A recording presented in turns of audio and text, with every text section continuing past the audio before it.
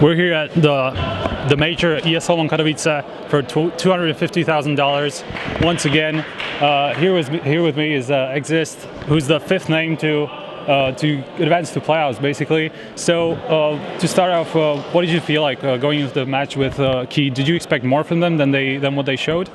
I mean, we knew that their best map is Mirage, so we insta-banned it, of course, and we didn't know that much about them on the other maps. We know that they're good individually, so we just used our team play and it worked really well for us. Yeah. Afterwards, you played against CLG.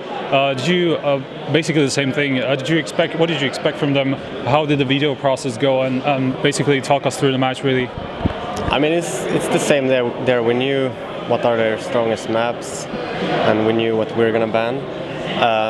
We don't have that much information on them, since obviously because they're American and haven't played against them before, I think.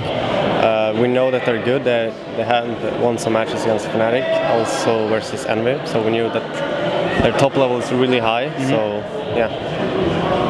Now, there's an interesting statistics. Basically, you won 26 out of your 30 terrorist rounds at this tournament right now. I know that doesn't say that much with two maps being played, but still, what do you count to that? Do you count Alu to some extent? Basically, do you think he was a big contributing factor to your T-round wins?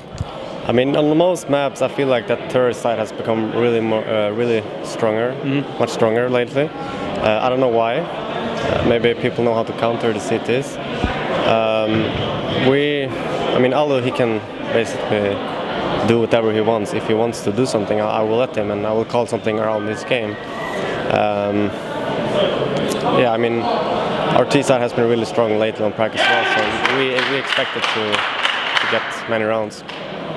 So how are you working with Al, really? I know you've talked about it before, at least in the pre-interview, but now that you've played two LAN matches, how do you feel playing with him? What do you feel like his biggest strength inside the team is? I think his biggest strength is he's very calm and he has good communication, even though he doesn't speak that well Swedish yet. We knew from the first day that we tested playing with him that he was probably going to be the right guy, you know. It is pretty obvious. His team play is really good, and feels like that's something we've been lacking lately, like the team chemistry, the team play. And I really think that he brings a lot of calmness and good communication.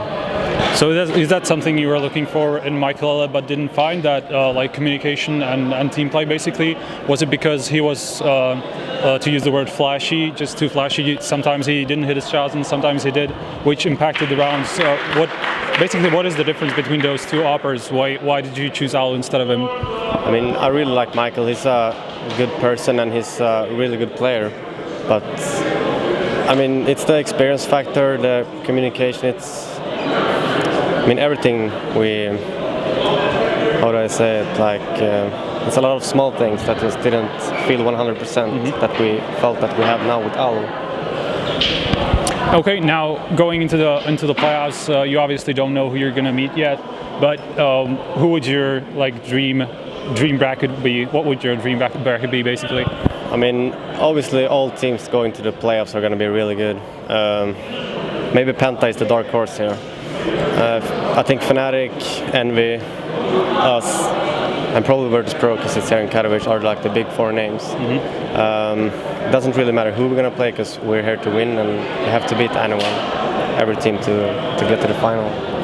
Maybe this would be a better question for Forrest, because he has a lot of history with the Virtus.pro guys, obviously, but do you feel like you would rather meet them earlier on, like in the semifinals, for example, or would you rather meet them in the final to take the revenge? What do you think?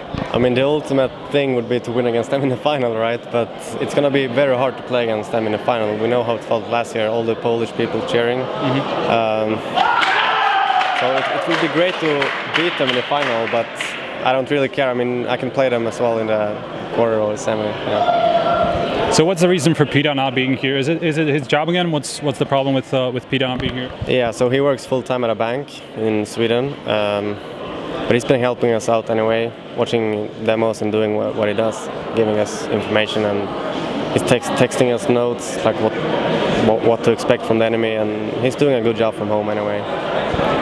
So how do you feel like without him being at the event? Basically, do you feel like you have more pressure on yourself to make the right calls, to do the right thing for the team?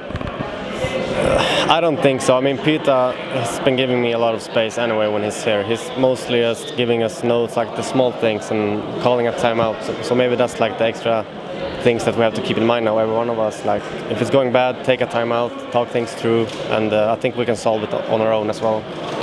All right, that's pretty much it. Do you have anything else to say? Any last words, shout-outs? I just want to thank the fans that are watching and cheering for us. Thanks. So that was the third interview from ESL One Katowice. Be sure to check out hltv.org for more like these in the coming hours.